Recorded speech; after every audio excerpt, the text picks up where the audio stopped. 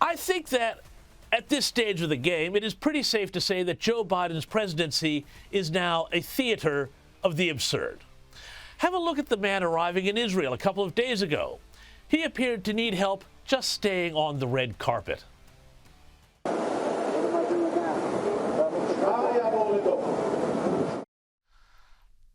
And then he got confused and tried to, I think, go off with a female military officer.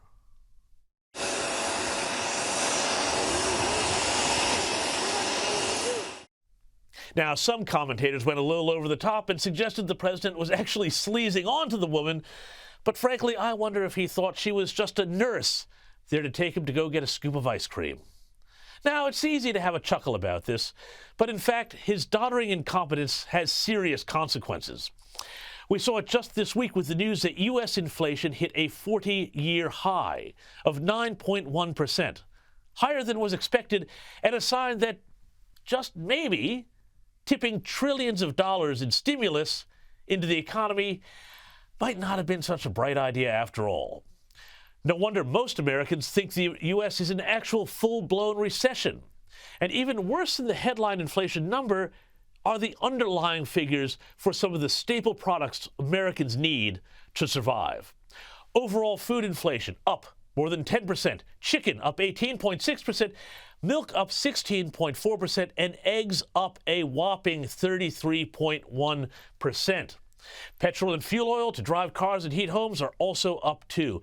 And that, together with rising crime, homelessness, dysfunction, global chaos. And it is no wonder that not only are Joe Biden's approval ratings in the toilet, but that nearly 2 out of 3, 64% of Democrat voters say they want someone else to run for the White House in 2024. Now, we're going to talk about this more later in the show, but you can already see the Democrats trying to work out who they can put up.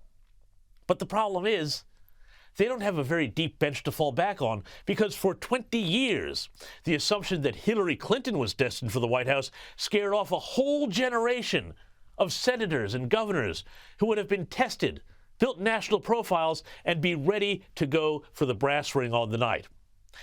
But they didn't, because, you know, we all know what happens to people when they get in Hillary's way, right?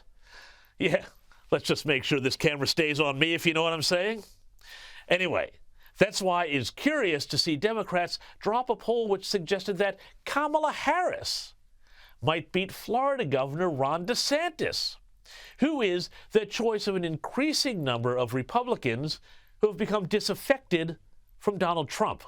Now, it is particularly interesting, too, that the media has been so receptive to these stories, because my understanding is that they are pretty upset that the White House has not led a more forceful fight on the issue of abortion after the Supreme Court handed down its Roe decision a week or so ago. But if we keep seeing these sorts of stories, it will go to the theory that the Democrats are looking to convince Joe Biden not only not to run again in 24, but possibly even to go before his term is up on health grounds to give Kamala Harris a clear run in 2024.